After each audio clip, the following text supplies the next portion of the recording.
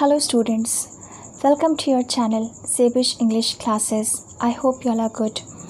And in today's video lecture, I have picked up this book Merchant of Venice, which is from ICSE board.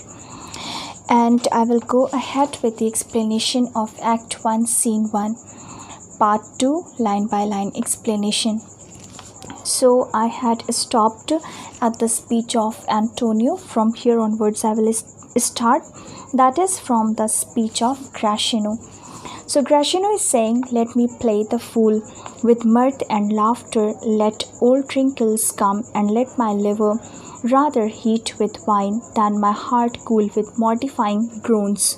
So Gracchino is saying here, if you remember, then in Antonio's speech, Antonio had said that he would rather like to play the role of a sad person. And when Gracchino had said this to Antonio, that these days I think you have started taking this word quite on a serious note, in the sense कि आजकल तुम दुनियादारी बहुत ज़्यादा सोच रहे हो.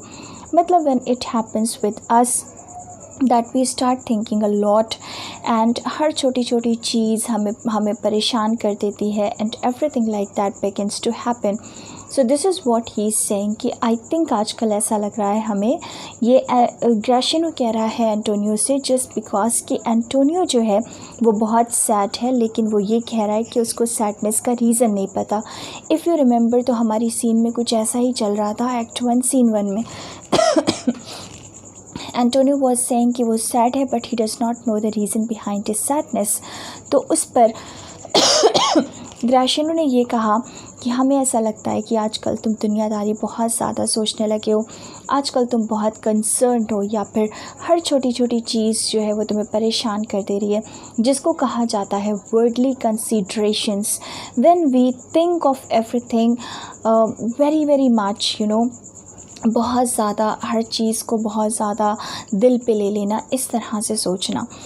तो उस पर एंटोनियो ने ये जवाब दिया था कि नहीं, हम इतना ज़्यादा नहीं सोचते, बल्कि दुनिया मेरे लिए सिर्फ एक स्टेज की तरह है जहाँ पर हर इंसान को एक सर्टेन रोल मिला है प्ले करने के लिए, and where the role that I have got is the role of a sad one. So I'm just taking it in this manner that everyone on this earth has got a certain role to play, just because this earth is merely like a stage and everyone has got a certain role to play here, and the role of mine is the role of a sad person, and therefore I think I'm sad here. This was said by Antonio to Gracchino. Then to that Gracchino replies and says कि but I think if this is the case, that this world is like a stage and everyone has got a certain role to play, and the role that you have got to play is the role of a sad person, then I think it's time for me to play the role of a foolish person. Let me play the fool then. With mirth is happiness, and laughter let old wrinkles come. And if you know that foolish person, what he means to say by acting the fool or by playing the role of a fool, that he will continue to laugh and he will try his best to make others laugh as well. So he is saying, if you want to remain sad and want to play the role of a sad person, then I think it's time for me to take up the role of a happy person, and I must try to spread happiness around with mirth. Mirth is happiness, and laughter, you understand, हंसी. Let old wrinkles come. जाहिर है जब हम बहुत ज़्यादा हंसते हैं तो चेहरे पे जैसे एक रिंकल्स पड़ जाता है, जब हम हंस रहे होते हैं तो एक रिंकल्स आ जाते हैं चेहरे पे. तो ग्रैशिनो ने कहा कि फिर तो हमें एक फूलिश इंसान का रोल प्ले करना पड़ेगा, और हंसते हंसते हमारे चेहरे पर रिंकल्स आ जाएं, कुछ ऐसा करना पड़ेगा, so that he can change the mood of his friend Antonio and make him laugh, who has taken up the role of a sad one. And let my liver rather heat with wine than my heart cool with mortifying groans. Let me tell you that according to the traditional or old beliefs, these organs of liver and heart were taken as the organs from where the character of a person originates. तो ये माना जाता था कि यहीं से originate होता है एक इंसान का कैरेक्टर. तो इसीलिए उन्होंने कहा कि हम अपने दिल को ठंडा करने की बजाय, विद मॉडिफाइंग ग्रोन्स का मतलब है, या ठंडा करने का यहाँ पर मतलब है मुर्दा करना। हम अपने दिल को मुर्दा नहीं करना चाहते, हमारा दिल ठंडा पड़ जाए। ठंडा पड़ जाए का मतलब है डेड हो जाए, मुर्दा हो जाए। विद मॉडिफाइंग ग्रोन्स का मतलब है with a lot of painful screaming, I should become sad and I should die and I should kill my heart, कि दिल मरा हुआ है, कुछ अच्छा नहीं लग रहा है, सैड बैठे हुए हैं, बस रोना और चिल्लाना अच्छा लग रहा है। उसके बजाय आई विल प्रेफर कि हम वाइन पी करके अपने आप को वार्म अप कर लें और मेरा लिवर जो है वो हीट अप हो जाए या फिर एनर्जी से भर जाए, वार्म अप हो जाए। तो हीट का मतलब एनर्जाइज करना भी होता है, वार्मथ का मतलब लव एंड लाइफ भी होता है, एंड कूल का मतलब डेड भी होता है। तो हम अपने दिल को मारने की बजाय, या मेरा दिल मर जाए उसके बजाय, हम वाइन पी करके, नशे में आकर, अपने सैडनेस को भूल कर अपने आप को अंदर से वार्म अप करके, हीट अप करके एनर्जाइज करना प्रेफर करेंगे। This is what I would prefer. Why should a man whose blood is warm within sit like his grandsire cut in alabaster? All right, then he is saying कि वो, क्योंकि according to Gratiano वो इंसान जिसका blood अभी अंदर गर्म है, ब्लड अंदर गर्म है, इसका सिंपल सा मतलब है कि जो जिंदा है, because we know that till we remain alive our body has got a certain temperature and we remain warm, and it only happens after death that our human body turns cold. So जब तक हम जिंदा हैं, जब तक हमारे अंदर जो खून है वो गर्म है, that means still we are alive, तो कैसे हम ग्रैंडसायर की तरह बैठ सकते हैं? ग्रैंडसायर इज़ ग्रैंडफादर, तो क्यों हम एक सैड ग्रैंडफादर की तरह बैठ जाए, वो भी ऐसे ग्रैंडफादर की तरह जो कि अलाइव नहीं है, जो कि एक एक्चुअल ह्यूमन फिगर नहीं है। Cut in alabaster, alabaster is actually referring to a statue, cut in the structure of a statue. तो एक ज़िंदा इंसान क्यों एक ग्रैंडफादर की स्टैच्यू बन के बैठा रहे, मतलब एक बूढ़ी स्टैच्यू की तरह, जिसके चेहरे के एक तो स्टैच्यू मतलब जिसके अंदर जान नहीं है, और दूसरा बूढ़ी स्टैच्यू क्यों कहा, या ग्रैंडफादर की स्टैच्यू क्यों कहा, कि मतलब चेहरे पर एक्सप्रेशन भी यूथफुल नहीं है, यंग नहीं है और चीयरफुल नहीं है, बल्कि एक सैडनेस है। तो इस तरह क्यों बैठें? जब तक ज़िंदा है, जब तक खून गर्म है, तब तक तो फिर एनर्जाइज होना चाहिए, पैशनेट होना चाहिए। स्लीप व्हेन ही वेक्स, ऐसा इंसान तो समझ लो कि जागने के वक्त भी सोने के बराबर है, जब वो जग रहा है तब भी वो सोने के बराबर है। एंड क्रीप इनटू जॉन्डिस, और धीरे धीरे क्या होगा, just because he remains so sad all the time and so upset all the time, तो धीरे धीरे करते करते वो एक बीमारी उसकी बन जाएगी। और क्रीप मतलब है स्लोली मूव इनटू जॉन्डिस, तो उसको धीरे धीरे करके जॉन्डिस हो जाएगा, वो बीमार हो जाएगा,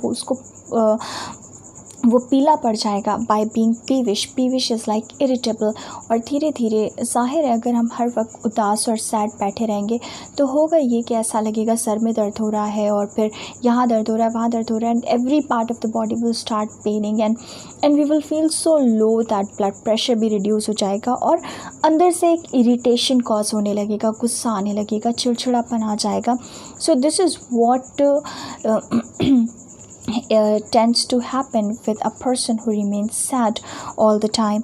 I tell thee, thee means you. What, Antonio? I love thee. I love thee means I love you.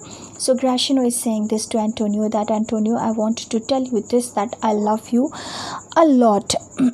And it is my love that speaks. And I'm telling you all this just because of my love.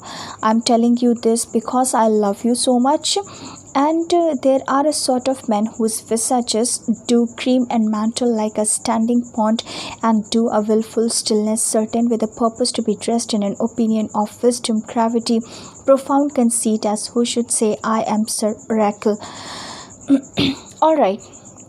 So Gracino is saying this to Antonio that Antonio, because I love you a lot and I'm your good friend, I want to give you this advice that you should not remain so quiet all the time in this manner, because it is exactly like a standing or a stagnant pond whose water does not run or does not flow but comes to a standstill. Now try to understand this. Here there is a comparison made by Gracino which is called simile, which is a figure of speech. Comparison किया है figure of speech के through जिसका नाम simile है, और compare किया है एक स्टैंडिंग पॉन्ड से, कि जो लोग हर वक्त खामोश रहते हैं उनको कंपेयर किया जा सकता है एक ऐसी वाटर बॉडी से जिसका पानी एक जगह पे ठहरा हुआ है और वो रनिंग नहीं है, वो मूव नहीं कर रहा है। और जाहिर है अगर उस वाटर बॉडी का पानी ठहरा हुआ है और मूव नहीं कर रहा है तो होगा ये कि उसके ऊपर गंदगी की एक लेयर जमती जाएगी। Do cream, there are sort of man whose visages का मतलब होता है फेस, चेहरा, एक्सप्रेशन जो चेहरे पे होता है, ठीक है। तो बिल्कुल वैसे ही जैसे एक वाटर बॉडी जिसका पानी ठहरा हुआ है, हर वक्त शांत है, हर वक्त क्वाइट है, तो उस वाटर बॉडी के ऊपर एक क्रीम या मैंटल या कवरिंग जमती जाती है और वो पानी फिर साफ़ नहीं रहता, उसके ऊपर एक गंदगी, एक लेयर जम जाती है। बिल्कुल वैसे ही ऐसे लोग जो हर वक्त शांत रहते हैं, क्वाइट रहते हैं, सैड रहते हैं, उनके चेहरे पर एक लेयर आ जाती है, एक नकाब आ जाता है, एक कवरिंग आ जाती है जो उनकी रियल आइडेंटिटी को छुपा देती है।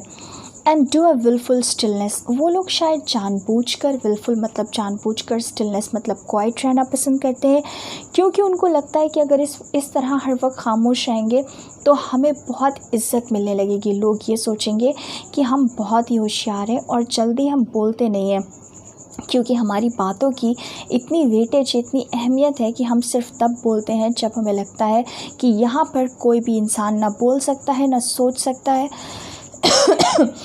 तो वहाँ पर हम बोलना प्रेफर करते हैं। तो ऐसे लोगों के बारे में ये सोचा जाता है, जैसे तुम हो हर वक्त खामोश हो, तो ऐसे लोगों के बारे में ये सोचा जाता है कि ये लोग जानबूझ के हर वक्त चुप रहते हैं, विद पर्पस मतलब जानबूझकर, intentionally, to be dressed in an opinion, ताकि उनके बारे में ये ओपिनियन, ये राय बनाई जाए कि ये लोग बहुत ही वाइज हैं, इनके अंदर विजडम है। ग्रेविटी मतलब सीरियसनेस है। प्रोफाउंड कंसीट का मतलब है कि ये बहुत ही थॉटफुल लोग हैं, बहुत ही कॉन्टेम्पलेटिव लोग हैं, ये बहुत डीपली सोचते हैं और इनकी थॉट्स बहुत ज़्यादा मीनिंगफुल होती है। आप एक स्टेटमेंट में ये कह सकते हो कि ऐसे लोग अपने लिए ये टाइटल चाहते हैं कि उनके बारे में सोचा जाए कि वो सर ओरेकल हैं। अब सर ओरेकल कौन है? It is an allusion, again a figure of speech you can say. So according to a mythology, Sir Oracle is a Greek god who is considered to be full of knowledge and who is so wise with knowledge and with wisdom, everything, that he prefers to remain quiet most of the time. And it is said, it is believed, one who is very knowledgeable will not speak frequently or will not speak nonsense all the time. तो वो बहुत ज़्यादा बकवास नहीं करते, ऐसे लोग बहुत ज़्यादा जो है वो बोलते नहीं हैं। तो इसीलिए ग्रेशिनो ने कहा कि तुम्हारे बारे में सोचा जाएगा कि तुम अपने चेहरे पर सर ओरेकल की कवरिंग चढ़ाना चाहते हो, और ऐसे लोग ऐसा कहना चाहते हैं कि जैसे वो सर ओरेकल की तरह बहुत वाइज है, और जब भी वो अपना मुंह खोलते हैं तो when I ope my lips, ope means open my lips, let no dog bark, तो वो कहना चाहते हैं कि वैसे तो हम जल्दी बोलेंगे नहीं, लेकिन जब हम बोलें तो फिर आसपास के सारे कुत्ते जो हैं वो शांत हो जाएं। इसका मतलब ये है कि आसपास के लोगों को वो इंसान इतना ज़्यादा अपने सामने लुक डाउन करता है कि वो उन्हें ऐसे देखता है कि they are merely like dogs in front of me and I am the most, or you can say I am the wisest person. Oh my Antonio, I do know of these that therefore only are reputed wise for saying nothing. Oh my Antonio, I know such people very well who are not exactly wise, but they have only covered themselves with that layer of wisdom, as I told you about a standing pond or that water body whose water has come to a standstill, and therefore a covering has been gathered there, or you can say a layer of किसी भी चीज़ की एक layer जम जाती है उस पानी पर, और फिर उस पानी की रियल आइडेंटिटी छुप जाती है। उसी तरह से कुछ लोग जो हर वक्त शांत रहते हैं वो अपने चेहरे पर एक नकाब, एक कवरिंग चढ़ा लेते हैं इस चीज़ का कि वो बहुत वाइस हैं, लेकिन असल में वो वाइस नहीं होते। वो सिर्फ खामोश रहकर, चुप रहकर, क्वाइट रहकर अपने चेहरे पर एक लेयर चढ़ाना चाहते हैं इस बात की कि वो वाइस हैं। तो वो सिर्फ रेप्यूटेड वाइस हैं, दैट मीन्स वो सिर्फ जाने जाते हैं वाइस, वो भी किस लिए? खामोश या शांत रहने के लिए, लेकिन असल में उनके अंदर विजडम नहीं होती।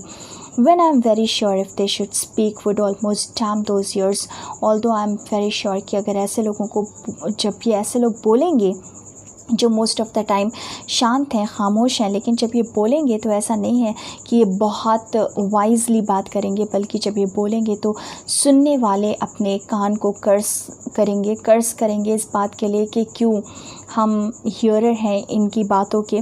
तो यू कैन अंडरस्टैंड कि वो लोग असल में बकवास ही करने वाले हैं when they open their mouth, but they remain quite just to show them और pretend themselves to be very wise as Sir Oracle, which hearing them would call their brothers fool। और आई एम वेरी श्योर कि सुनने वाले उनको सिर्फ एक title देंगे और वो टाइटल होगा foolish का। I will tell thee more of this another time, so I will tell you more of this exhortation or advice next time, but fish not with this melancholy bait. But for now I would like to again suggest this to you, that you should not choose this melancholy or sadness to as a bait for fishing। तो तुम जो हो ज़िंदगी में ये melancholy को, sadness को बेट की तरह मत इस्तेमाल करो फ़िशिंग के लिए। इसका सीधा सा मतलब ये है कि तुम ये मत करो, तुम लोगों को अपनी तरफ इसलिए इस तरह फैसिनेट मत करो, शांत रहकर, क्वाइट रहकर ये मत दिखाओ कि तुम रेप्यूटेड वाइस हो just for saying nothing at all, but speak up and show your wisdom through your speech for this full Gajan, alright, this opinion. Because ये इससे अगर तुम्हें जो हासिल होगा लोगों का एक अट्रैक्शन, या लोग तुम्हारी तरफ अट्रैक्ट होंगे, तो वो एक वर्थलेस, मतलब जैसे कहने का मतलब ये है, इन्होंने एक मेटाफोरिकली यूज़ किया कि इस बेट से अगर तुम मछली पकड़ भी लोगे तो जो मछली तुम्हारे हाथ आएगी वो एकदम वर्थलेस फ़िश होगी। इसका मतलब कि अगर तुम्हें ये ओपिनियन लोगों का मिल भी गया कि तुम बहुत समझदार और होशियार हो, तो ये जो ओपिनियन है बहुत शॉर्ट लास्टिंग होगा और बहुत ही वर्थलेस होगा। इसलिए तुम चुप रहकर लोगों के इस ओपिनियन को हासिल मत करो। कम गुड लॉरेंसो, चलो लॉरेंसो टू दी अदर्स, ठीक है। फिर उन्होंने बाकियों से भी कहा कि fare you well a while means for a short time, I will end my exhortation after dinner, that means this exhortation और advice will continue and will come to an end after dinner. तो dinner के बाद फिर ये continue होगी और फिर तब एंड होगी। So Lorenzo is saying well we will leave you then till dinner time, ठीक है, फिर डिनर टाइम तक के लिए हम जा रहे हैं। I must be one of these same dumb wise man for Gratiano never lets me speak. So let us understand one thing about this character of Gratiano, that he speaks a lot and he is quite a talkative personality. So Lorenzo is saying कि चलो ठीक है, फिर हम तुम लोगों को छोड़ रहे हैं डिनर टाइम तक के लिए, उसके बाद हम मिलेंगे, लेकिन हमें तो ऐसा लगता है कि हम बहुत जल्दी एक डम वाइज मैन बनने वाले हैं। I will become a dumb, that means a completely quiet person who is speechless, not able to speak, and probably for not speaking more often, or for not speaking more, I will also be given the title of being a wise man. But with me it will happen not because of my own will, but just because Krashino never lets me speak, and being in the company of Krashino I will forget to speak because Krashino speaks so much. So Krashino is saying, well, keep me company but 2 years more. Thou shalt means you shall not know the sound of thine own tongue. So Gracino is saying this to Lorenzo, that if you remain in my company for 2 years more, then you will forget your own voice. You will not be able to recognize your own voice. Thou shalt means you shall not know the sound of thine. Thine means your own tongue, means your own voice.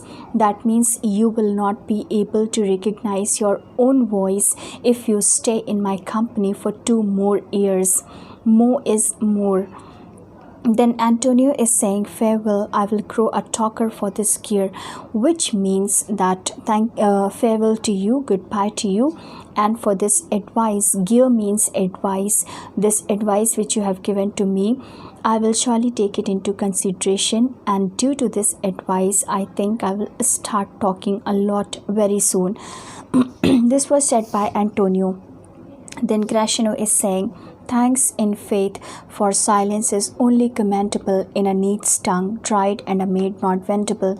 So Gracino is saying thank you for that. In faith means truly silence is not at all meant for a normal human being like you, but silence is commendable or advisable only in the case of an ox whose tongue is dried up, and in the case of such an unmarried girl whose chance of getting married is negligible, is none. So just because for that unmarried girl there is no chance, no probability of getting married, she is not at all an eligible or an acceptable bachelor.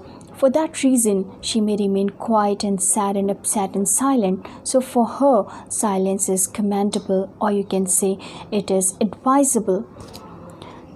Exeunt Gracino and Lorenzo. फिर यहाँ पर Gracino और Lorenzo चले जाते हैं.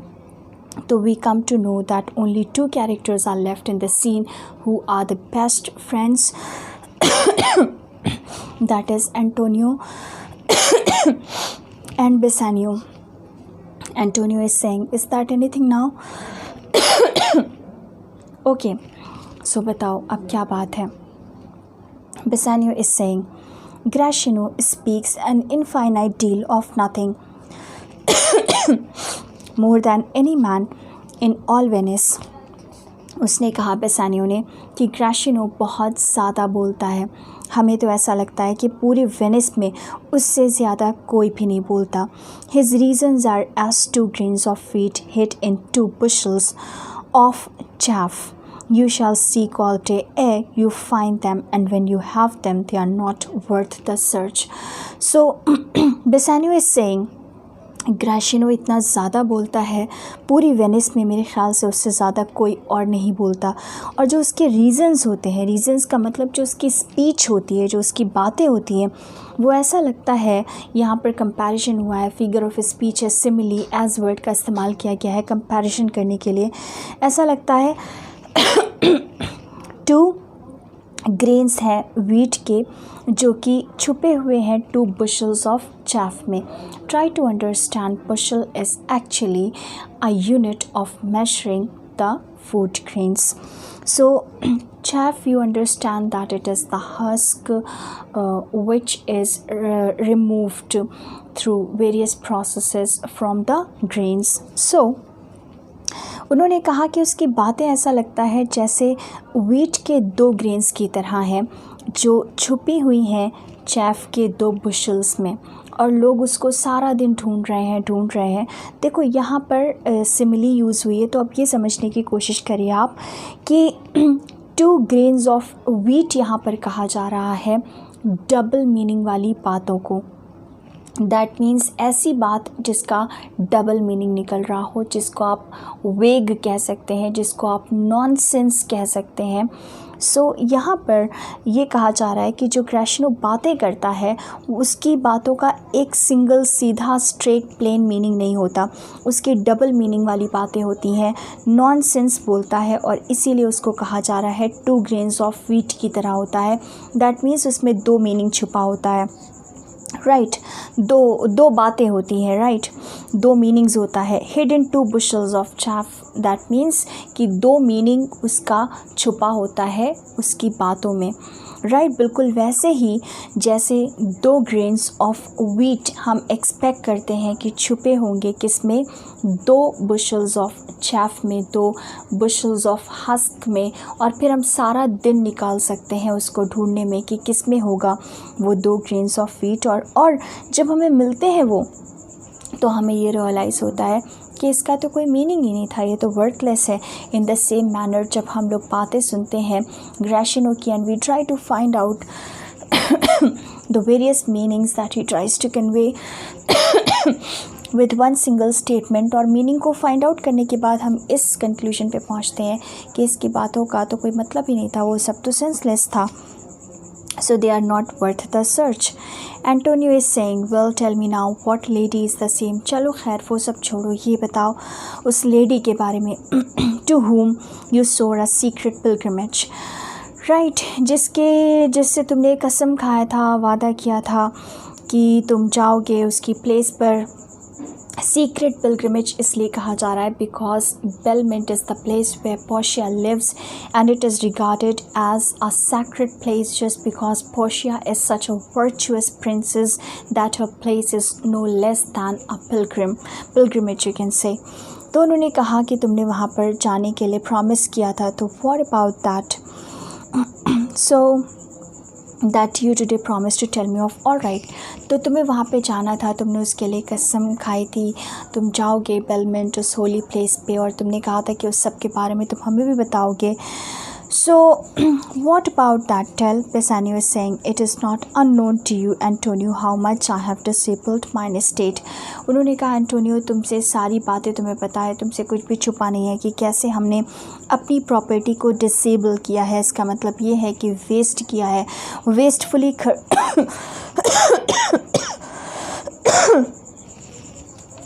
पैसे हमने wastefully खर्च किए हैं. by something showing a more swelling port. That means just because I was such an ostentatious person that I wanted to spend extravagantly for a lavish life, for a grand life. I just wanted to show off, and that I've done.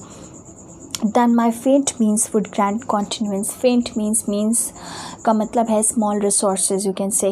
So as far as what I actually had is concerned, it was very small in amount. It was just a faint means, or you can say small resources that I had, and they were not enough for me to live a lavish life. So I have wasted a lot of money, and I have also taken, or you can say borrowed, a lot of money for the sake of that lavish or ostentatious, that means दिखावे भरी और showy life, शोबाजी जहाँ पे इंसान करता है, उस तरह की ज़िंदगी जीने के लिए बहुत पैसे खर्च किए. तो कई बार लोगों से उधार लेकर के, बोरो करके पैसे को, and this is how I have spoiled my life, because पैसे मेरे पास एक्चुअल में रिसोर्सेज बहुत कम थे, और मेरा जो लाइफ स्टाइल था वो बहुत लैविश था. इस तरह से हम प्रॉब्लम में आ गए हैं.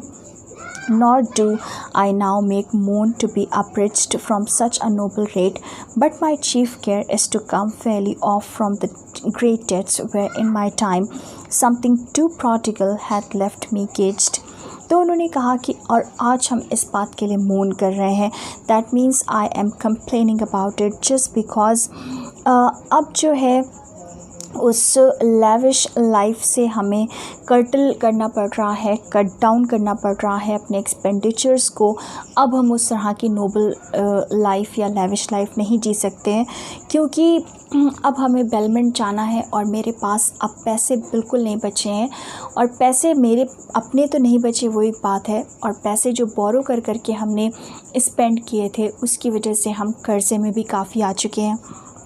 तो अब मेरा जो चीफ़ केयर है, या जो मोस्ट इम्पॉर्टेंट कंसीडरेशन है फॉर नाउ, वो ये है कि हमें पहले डेट से बाहर आना है पूरी तरह से, जहाँ पर something to prodigal, all right.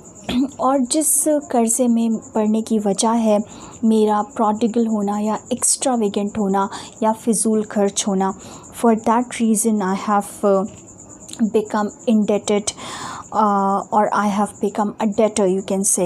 Hath left me gaged का मतलब है it has left me in debts that extravagance of mind, मेरे एक्स्ट्रावेगेंस की वजह से today I am in debts, आज हम कर्जदार हो गए हैं।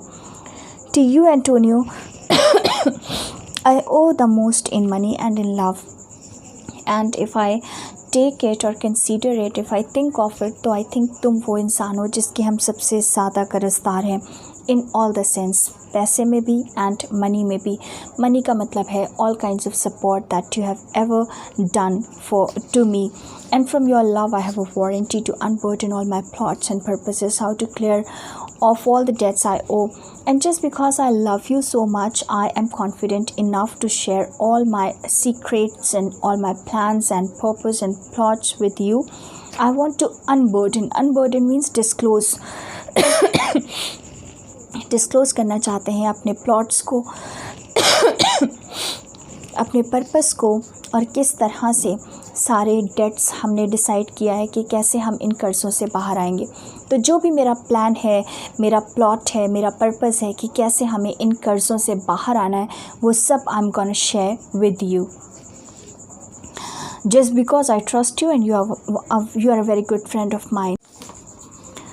Antonio is saying, I pray you, good Bassanio, let me know it, and if it stand as you yourself still do, within the eye of honor, be assured my purse, my person, my extremist means lie all unlocked to your occasions. That means Antonio is saying this to Bassanio, that I request you, Bassanio, please let me know your plan, and if it stand means if your plan stands as you yourself still do, means as you stand in front of me within the eye of honor, means as honorable.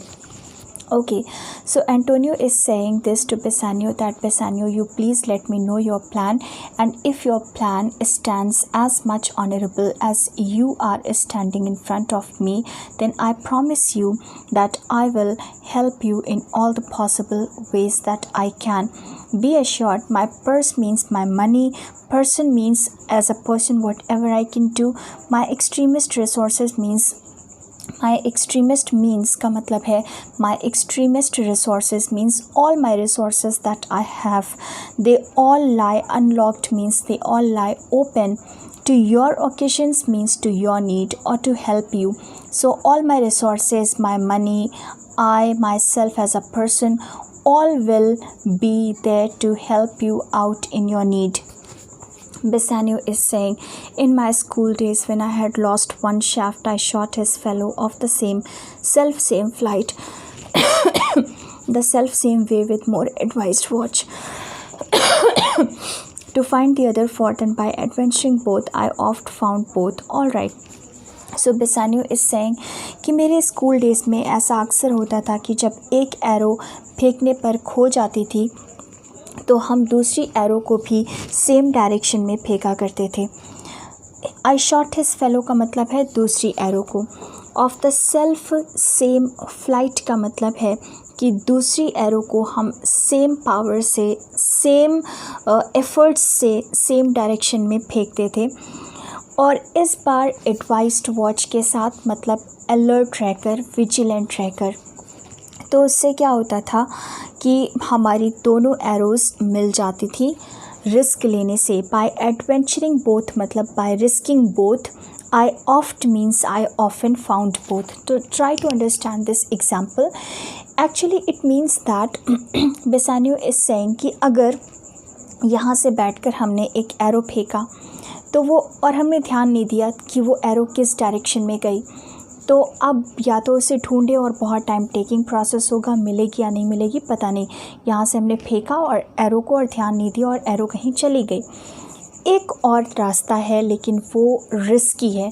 यहाँ पे आपको adventurous है ये रास्ता, ये तरीका, क्योंकि यहाँ पे आपको एक रिस्क लेना पड़ेगा कि आप दूसरी एरो उठाइए सेम जगह से, सेम एफर्ट्स के साथ, सेम डायरेक्शन में उस एरो को फेंकिए।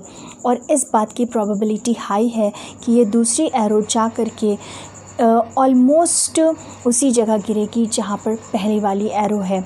और इस तरह से आपको दोनों एरोज़ मिल जाएंगी, पहली वाली भी दूसरी वाली भी। आप दोनों एरोज़ को वापस पा सकते हैं, इस बात के चांसेस हैं। तो उन्होंने कहा कि एंड बाय एडवेंचरिंग बोथ, और इस तरह से कई बार 2 एरोज़ का रिस्क लेने पर हमें मतलब दोनों एरोज़ वापस भी मिल जाती थी. Okay, I urge this childhood proof because what follows is pure innocence, and I am giving you this childhood example because of this example being quite an innocent one, because I want to tell you, I want you to feel how innocently we used to try this adventurous game so as to find the previous arrow back, or so as to find the lost arrow back, I want to say. So यहाँ पे क्या कहना चाह रहा है ये बेसानियो कि ये एंटोनियो से एक्चुअली बेसानियो ने ऑलरेडी बहुत सारे पैसे ले रखे हैं ऑलरेडी, और अब बेलमंट जाने के लिए बेसानियो के पास पैसे नहीं हैं, और बेलमंट जाने के लिए भी बेसानियो को पैसे की ज़रूरत है, जो पैसे बेसानियो को चाहिए होंगे एंटोनियो से. और अब बेसानियो के अंदर एक तरह से हिम्मत नहीं है एंटोनियो से और पैसे मांगने के लिए, और इसीलिए वो उसको ये बचपन का एग्जाम्पल दे रहा है कि तुम्हें याद है कि किस तरह से हम जब एक एरो को फेंकते थे और वो एक एरो जाकर के किसी ऐसे डायरेक्शन में किसी ऐसी जगह पे गिरती थी जो हमने देखा नहीं, ध्यान नहीं दिया, तो हम फिर क्या करते थे कि अक्सर हम दूसरे एरो का भी रिस्क लेते थे और उसको उसी जगह से, उसी डायरेक्शन में, उसी स्पीड से फेंकते थे, और इस बात की प्रोबेबिलिटी होती थी कि ये जो दूसरी वाली एरो है ऑलमोस्ट सेम जगह जाके गिरेगी, और इसका रिस्क लेने से हमें दोनों एरोज़ वापस मिल जाएंगी, पुरानी वाली जो लॉस्ट है वो भी मिल जाएगी इसके पहले वाली. तो this is what he wants to say कि बचपन का ये एग्जाम्पल तुम्हारे सामने इसलिए कोट किया है कि कितना इनोसेंटली हम ये सोचा करते थे कि हम रिस्क लेकर जो पुराना लॉस्ट एरो है उसको भी पा सकते हैं वापस. In the same manner, you know, he wants Antonio to take risk upon Bassanio one more time by giving him or lending him more money, although Bassanio has not returned the previous money abhi bhi. So he's saying, I owe you much like a willful youth. तुम तो जानते हो किस तरह से एक wild young man की तरह हमने ख़र्चे किए, केयर फ्री होकर, केयरलेस होकर, और उसके बाद कर्ज़ मेरा बढ़ता गया. आज हम तुम्हारे बहुत कर्ज़दार हैं. That which I owe is lost, और वो सब जो हम तुम्हारे कर्ज़दार हैं उस अमाउंट को हम ऑलरेडी खो भी चुके हैं, ख़त्म हो चुका है वो सब. But if you please to shoot another arrow that self way, लेकिन अगर तुम फिर से उसी इंसान को पैसे दे दो, दैट मीन्स तुम एक बार फिर रिस्क ले लो, अगर तुम एक और एरो सेम डायरेक्शन में फेंक दो, तो शायद इस बात के चांसेस हैं कि जो तुमने पहले पैसे दिए हैं तुम्हें वो भी वापस मिल जाएंगे और दूसरे वाले पैसे भी वापस मिल जाएंगे. Which you did shoot the first. All right, that means पहले तुमने जिस इंसान के ऊपर रिस्क लिया था दोबारा फिर उस इंसान पे रिस्क ले लो. I do not doubt as I will watch the aim, and undoubtedly this time I will remain vigilant or I will remain watchful. जैसे कि सेकेंड टाइम एरो फेंकते वक्त आपको वॉचफुल या विजिलेंट रहना है ताकि आप देख पाओ कि ये एरो जा कहाँ रहा है, तभी आप पहले वाला एरो भी ढूंढ पाओगे. इन द सेम मैनर यहाँ पर बेसानियो का कहना है कि इस बार आई प्रॉमिस यू कि आई विल रिमेन वॉचफुल, जिससे कि to find both, that means कि हम तुम्हें तुम्हारा पहला वाला पैसा भी रिटर्न कर पाएँ और जो तुम अब हमें कर्ज़ दोगे वो भी हम तुम्हें रिटर्न कर पाएँ. और bring your letter hazard back again, कम से कम तुम्हारा जो दूसरा वाला रिस्क तुम मेरे ऊपर लोगे उसको तो हम तुम्हें वापस कर ही पाएंगे. और टू फाइंड बोथ और bring your letter hazard back again, that means या तो तुम्हें तुम्हारे पहले वाले पैसे और इस बार वाले भी हम वापस कर देंगे, और मान लो ऐसा नहीं भी हो पाया तो एटलीस्ट तुम्हारा जो रिस्क तुम अभी लोगे, जो पैसे तुम अभी दोगे वो तो तुम्हें वापस कर ही देंगे. And thankfully rest debtor for the first, और पहले वाले तुम्हारे कर्ज़ों के लिए I will remain grateful to you till मतलब as long as I am not able to pay you back. तो एटलीस्ट हम बस ग्रेटफुल रहेंगे तुम्हारे लिए और पूरी कोशिश करते रहेंगे टिल देन कि हम तुम्हें तुम्हारा प्रीवियस अमाउंट भी वापस कर पाएँ.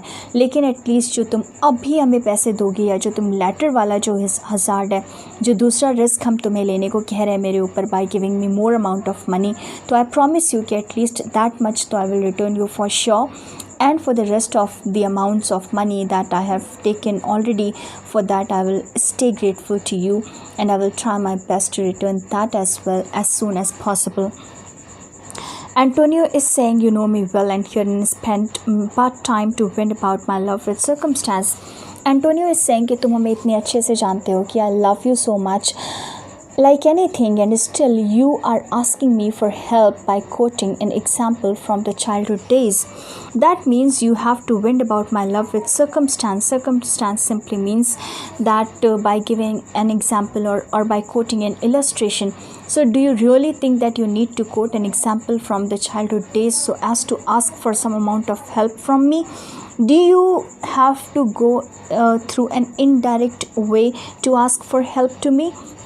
And out of doubt means undoubtedly you do me now more wrong. बल्कि तुमने मेरे साथ और गलत कर दिया इस तरह से help मांगकर, in making question of my uttermost than if you had made waste of all I have.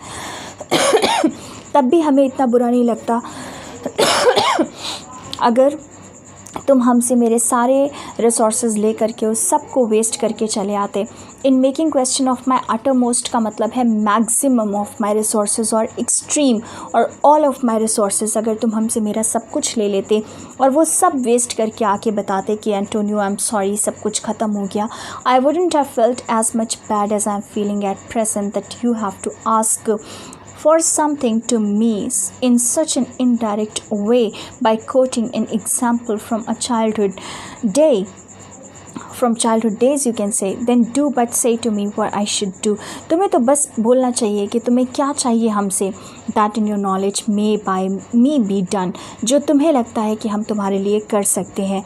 And I am pressed unto it, therefore speak. That means I am all set to do that for you. You just speak to me. Then Bassanio is saying in Belmont is a lady richly left. Actually बेसानियो ने बताना start किया कि bailment में एक lady है, बहुत अमीर है, बहुत ही खूबसूरत है, बहुत ही अच्छी है, ना सिर्फ आउटर अपीयरेंस में, she is also virtuous. She is fair and fairer than that word of wondrous virtues. मतलब wonderful virtues means good qualities. तो वो बाहर से तो बहुत खूबसूरत है, वो अंदर से भी बहुत खूबसूरत है. उसके अंदर बहुत ही wonderful qualities हैं. Sometimes from her eyes I did receive fair speechless messages. और उसकी आंखें बहुत eloquent हैं. अक्सर हमें ऐसा फील हुआ है that she loves me as much as I do, but she has never said that directly to me. Her name is Portia, nothing undervalued to Cato's daughter Brutus Portia. Now here often students get confused, so please pay attention and try to understand. Here Bassanio has compared his Portia, or that Portia whom he loves, to the character of Portia mentioned in a play named Julius Caesar written by Shakespeare. तो Shakespeare का एक और play है Julius Caesar, उसमें एक character है Portia. That Portia is a daughter of Cato and she is the wife of Brutus, and she is described as an extremely beautiful lady from her outer appearance and also from her heart and all. So you can say that she is extremely beautiful inside and out, and she is very beautifully described as well. तो यहाँ पर बेसानियो ने अपनी Portia को bailment में जो रहती है, जिससे वो प्यार करता है, उसको कंपेयर किया है ब्रूटस की और कैटो की पोर्शिया से. इसका मतलब उस कैरेक्टर्स की पोर्शिया से, मतलब from that Portia who is mentioned in the play Julius Caesar, right. तो उन्होंने जूलियस सीजर के कैरेक्टर पोर्शिया से इस पोर्शिया को कंपेयर किया है, अपनी पोर्शिया को कंपेयर किया है बेसानियो ने. Nor is the wide world ignorant of her worth. और पूरी दुनिया जो है वो इस बात से अवेयर है, कोई इग्नोरेंट नहीं है इस पोर्शिया की ख़ास बातों के बारे में. For the four winds blow in from every coast renowned suitors. क्योंकि चारों डायरेक्शन से, south, north, east, west, renowned suitors मतलब फेमस सूटर्स या प्रिंस जो है वो आ रहे हैं. To persuade her, to propose to her, to marry her, to try their fortune. And her sunny locks मतलब golden hair hang on her temples. Temples is this part, मतलब उसके जो गोल्डन कलर के बाल हैं वो उसके टेम्पल्स पे हैंग करते रहते हैं. यू कैन से लाइक अ गोल्डन फ्लीस, बिल्कुल गोल्डन फ्लीस की तरह. So what is golden fleece? Fleece you must be understanding. Fleece क्या होता है? Actually, it refers to the skin of the sheep, which is often used for making warm clothes and all. And just because it is quite soft, here it has been compared to, rather you can say that locks or hair of Portia has been compared to fleece. Which makes her seat of Belmont Colcho's strand, and many Jasons come in quest of her. All right. So Colcho's strand is actually a reference to a place near Black Sea, जहाँ पर जो king of कोलचीज़ हैं उनको golden fleece वापस चाहिए उनका, which is with a dragon, और जिसे एक ग्रीक हीरो जिसका नाम जैसन है वो लेकर के आता है वापस. तो यहाँ पर कंपैरिजन हुआ है फिगर ऑफ स्पीच का इस्तेमाल करके जिसका नाम है सिमिली, और पोर्शिया के गोल्डन बालों को कंपेयर किया गया है गोल्डन फ्लीस से, और इसीलिए सूटर्स को कंपेयर किया गया है जैसन से. जैसे जैसन लेने गया था गोल्डन फ्लीस को, बिल्कुल वैसे ही सूटर्स आ रहे हैं पोर्शिया के लिए, पोर्शिया को लेने. And since Portia has got golden hair which is comparable to golden fleece, here these suitors have been referred to as Jason, or they are comparable to Jason. Jasons, right? So just because there are so many suitors, though they have been referred to as Jasons. Come in quest offer means search offer. तो जैसे जैसन golden fleece की search में गया था, वैसे ही suitors या जैसन्स जो हैं वो पोर्शिया के सर्च में आ रहे हैं. O my Antonio had I but the means to hold a rival place with one of them. तो बेसानियो ने कहा कि एंटोनियो, काश मेरे पास इतना पैसा होता कि हम भी उन सूटर्स के साथ एक कंपटीशन होल्ड कर पाते, राइवल प्लेस पे जा पाते. I have a mind prestigious meets such thrift, then I don't know why there is some intuition in me. I have such a mind which is foretelling or predicting this to me, that undoubtedly or questionlessly I am gonna be a fortunate one or a winner, that I should questionless be fortunate.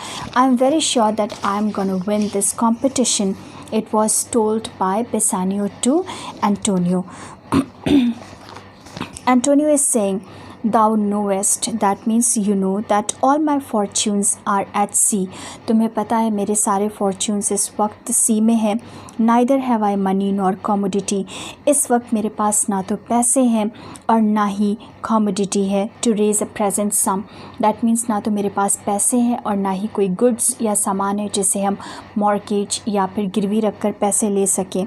Therefore go forth to try what my credit can in Venice too.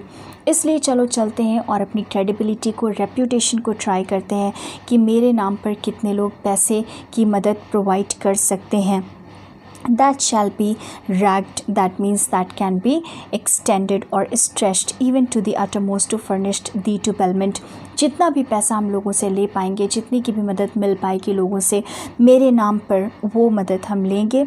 And then all that money I will furnish you, means I will provide you, thee means you, I will provide you so that you can go to Belmont to fair Portia, so that you can go to Belmont to meet fair Portia, beautiful Portia. Go presently inquire. चलो फिर चलते हैं और चल कर के लोगों से मांगते हैं, इंक्वायर करते हैं. And so will I, हम भी तुम्हारे साथ चलेंगे. And I'll also try. Where money is, जहाँ पे भी पैसे मिल जाएं. And I no question make to have it of my trust or for my sake. And I am no doubt, undoubtedly I will try to get money. Whether I'm able to get that money on my reputation or just because people love me and I have always helped them in their time. तो चाहे वो मेरे love के लिए मेरी help कर दें या फिर मेरी क्रेडिबिलिटी को या रेप्यूटेशन को देख के मेरी हेल्प कर दें, जैसे भी, but I will try and seek money from them so that I can help you to reach Belmont and to seek a rival place with other suitors and to be able to marry your Portia, whom you love so much. It was said by Antonio, and exit. Here comes an end of this scene. Thank you so much, and I'm really sorry for the inconvenience. Thank you.